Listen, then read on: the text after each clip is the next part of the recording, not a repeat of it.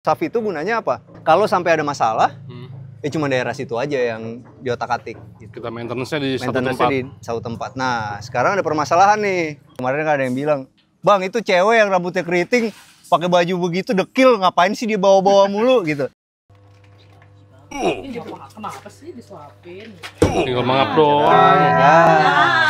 Makan sendiri.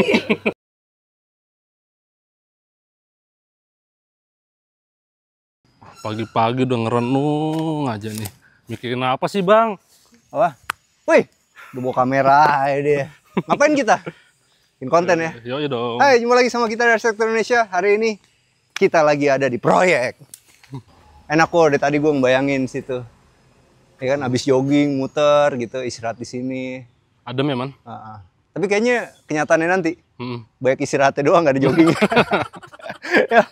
Aduh, ini muka-muka stres kenapa ini? Tapi kalau di proyek kita emang sebenarnya tingkat stresnya tinggi.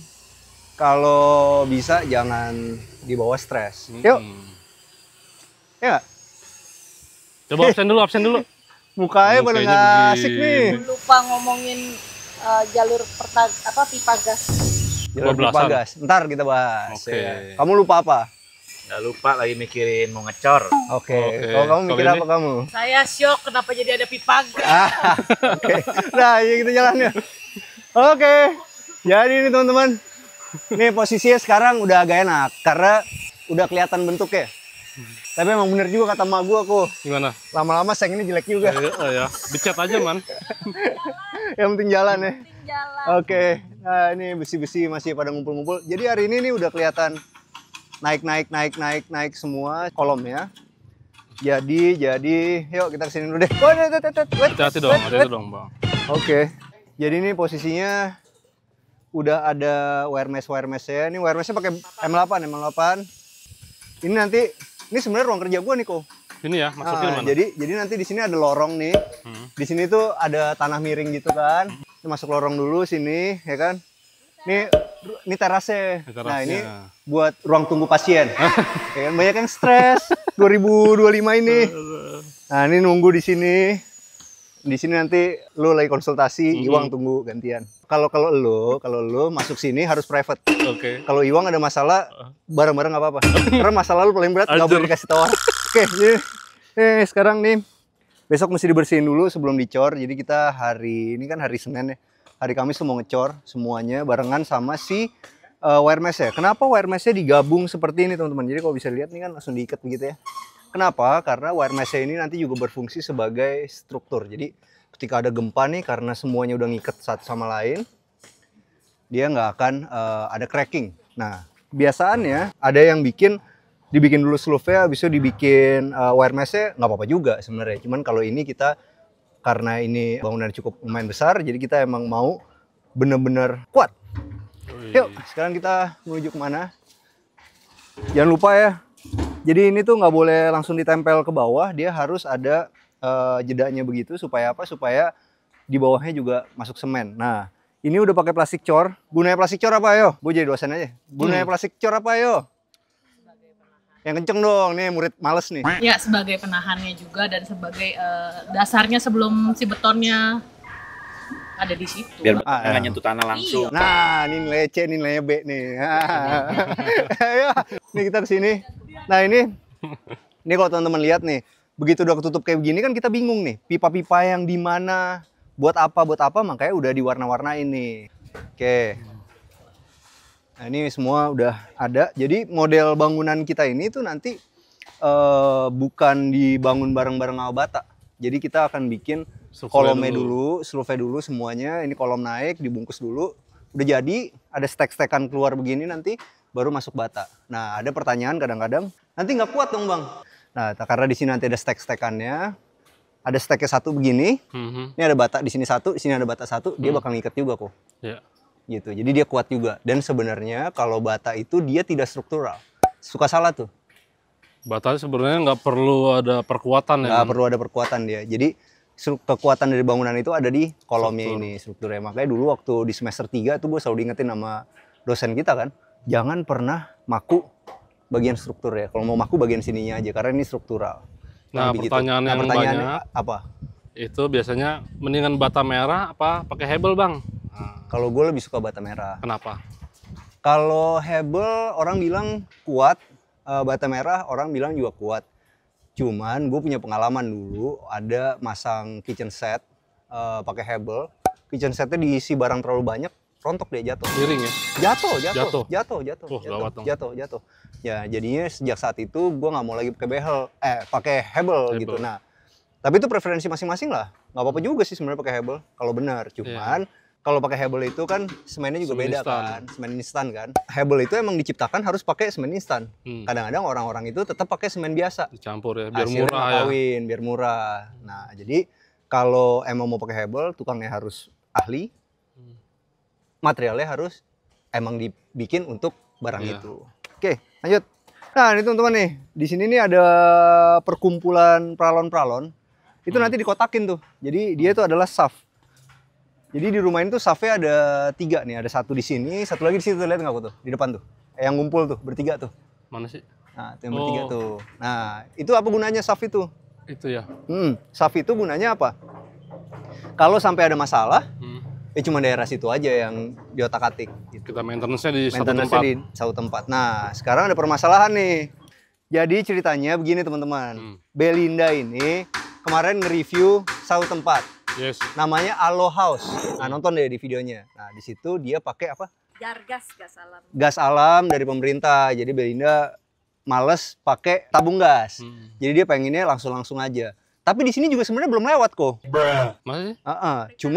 Cuman sebagai orang yang IP-nya tinggi, biasanya kan prepare, ya kan? Dia prepare dulu. Kalau kita enggak, ya kan? Hajar aja dulu. Ntar bongkar. Terbongkar ya kan? Nah, ini pinteran dia. Nah, jadi gini nih ceritanya. Ini kan denanya teman-teman nih.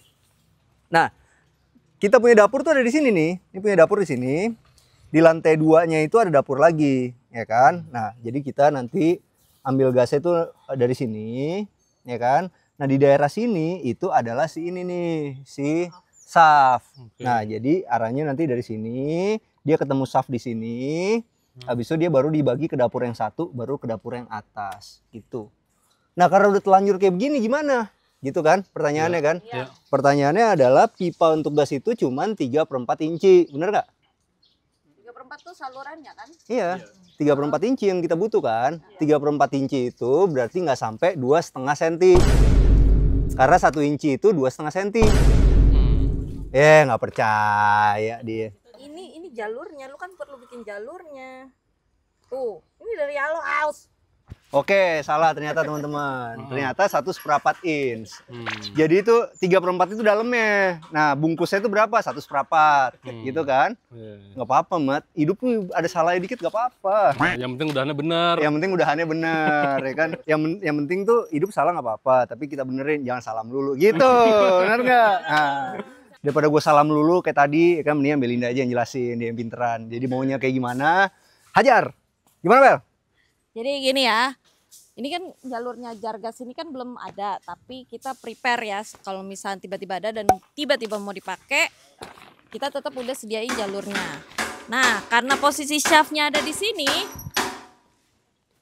nah dia kan bersebelahan banget tuh sama nanti dindingnya si garasi itu kan. Jadi nanti kita cukup kasih jalurnya aja ke sini, habis itu kasih keni 45 derajat, langsung keluarnya di sini, Mat. Ya. Tapi karena udah kandung jalan ada wire mesh-nya, berarti kan kita harus bikin pipanya yang bisa ditanam di cor-coran beton. Kalau misalnya ini tadi bisa di bawah tanah, kita pakainya Pralon biasa. Pralon biasa juga masih nggak apa-apa. Tapi karena ini dia dicor ditanam, jadi kita pakainya pipanya pipa besi. Nah, di sini pipa besi itu fungsinya juga buat tetap jadi struktural gitu. Jadi kalau udah jadinya begini, tiba-tiba ada penambahan sesuatu, bagusnya pakai pipa besi supaya dia juga kuat secara struktural. Ini jadi lokasinya di sini nih teman-teman. Jadi nanti dari sini, ya kan? Ini ada pipanya, begitu. Nanti panel gasnya tuh di sini. Dia lanjut lagi ke sini. Baru di sini ada 45 derajat menuju ke dapur. karena gitu. ada meterannya kan. Nah, meterannya di sini. Nanti Di belakang. Nah, makanya nih, rumah ini kan semua udah dibikin ada lorong-lorongnya. Jadi semua panel-panel listrik apa segala macam itu semua ada di belakang sini. Jadi aman, nggak kelihatan dari depan. Nggak jorok. Nah, kenapa kita nggak pakai pipa besi untuk bawah tanah? karena kan itu ada air. Jadi pipa besi itu bisa berkarat. Makanya kalau bawa tanah itu lebih aman pakainya yang PVC gitu. Karena ini ditanam, jadi dia kayak semi buat ya ngebantuin si warmesnya inilah gitu. Kayak harus pakai pipa besi. Nah, ini sekalian jawab juga nih. Kemarin kan ada yang bilang, "Bang, itu cewek yang rambutnya keriting, pakai baju begitu dekil, ngapain sih dia bawa-bawa mulu?" gitu. Itu bini gua. Ya kan? Nah, tapi nggak apa-apa. Kalau menurut gua mendingan dekil ada otaknya ya. Tapi sih sebenarnya kepengen ya lantai 2 tuh kita pakai kompor listrik, teman-teman. Jadi sebenarnya gasnya sampai sini aja buat di bawah. Karena atas pennya kan keren. Ya kan, nggak ada ininya gitu kan. Tapi kalau duitnya nggak nyampe, kan tetap gas juga. Makanya Mat siapin sampai atas, oke? Oke, masalah pipa gas sudah selesai, kita sekarang ke sini. Nah, ini teman-teman. Jadi kalau teman-teman yang nonton di sini pasti ada yang bercita-cita juga jadi kontraktor kan. Kontraktor itu harus punya apa kok? Punya apa? Harus punya molen. Nah, Gitu ya? kita punya berapa ya? Ada 4 ya? Ada 4. Ada 4. Yang belum ada Molen yang molen kita gede, Man. pakai di proyek kita sendiri, rumah sendiri, itu adalah molen yang paling jelek. Kenapa? Karena molen yang bagus-bagus untuk proyek orang Untuk dong. proyek orang ya kan? lah. Nah, makanya dia lagi dibetulin tuh. Molen bagus nggak bagus tuh sebenarnya tinggal masalah maintenance aja sih, Man. Tuh, lagi dilas teman-teman. Kenapa Pak ini Pak masalahnya Pak? Bearingnya jebol. Jadi kalau bearingnya jebol nggak bisa begini. Nggak muter dia. Nah, itu lagi dibetulin teman-teman. Jadi kalau beli molen itu, molen yang ini nih, ini saksi sejarah kok. Ini udah berapa ya? 10 tahun kali umurnya. Ya kan? Udah pernah ganti mesin. Udah pernah jebol begini. Udah berkali-kali deh, tapi bisa dibetulin lagi. Jadi ini investasi yang bagus buat teman-teman yang pengen jadi kontraktor. Kenapa? Karena ya itu dia sekali beli itu gampang dibetulin, bisa ganti mesin. Tapi hasil coran kita tuh akan selalu bagus. Udah, tungguin aja kita lanjut ke hari berikutnya. Jadi kalau ngecor itu emang ribet teman-teman. Jadi ini kita panggil 2 tim dari proyek kita yang lain. Gara-gara dia. Kenapa dia begini? Karena jadi hari ini berapa kubik? Berapa ini?